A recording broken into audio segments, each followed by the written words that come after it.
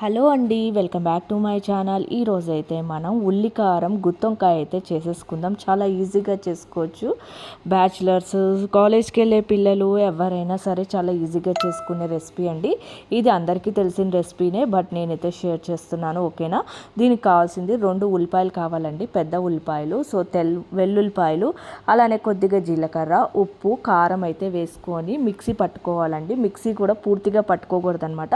అక్కడక్కడ లైట్గా ఉల్లిపాయ ముక్కలు అయితే తగులుతూ ఉంటే చాలా బాగుంటుంది కూరలోకి. సో ఇవి పేస్ట్ ఆడేసుకోవాలండి. ఓకేనా?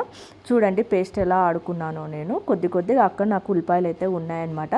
సో ఈ లోపల వంకాయలు నీట్గా కడిగేసుకొని వంకాయ లోపల పుచ్చులు ఏమైనా ఉన్నాయో లేవో చూసుకొని ఈ స్టఫింగ్ అయితే పెట్టేసుకోవాలండి. ఈ స్టఫ్ పెట్టేసుకోండి. ఈ లోపల బాండీలో కొద్దిగా నూనె పోసి ఈ వంకాయలన్నీ కూడా పెట్టేసుకోవాలండి. పెట్టేసుకొని ఒక చిన్న టిప్ చెప్పన, వంకాయలు మగ్గడానికి ఎక్కడ కూడా మాడకుండా.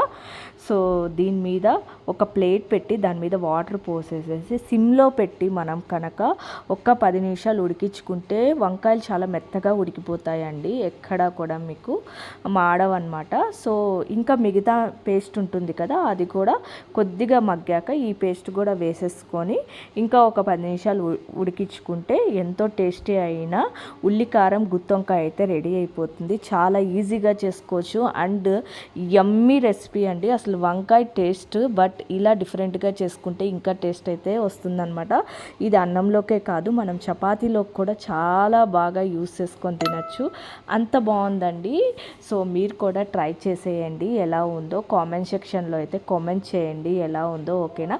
కొద్దిగా లైట్గా కరివేపాకు వేసుకుంటే ఎంతో టేస్ట్ అయిన గుత్తి వంకాయ ఉల్లికారం రెడీ.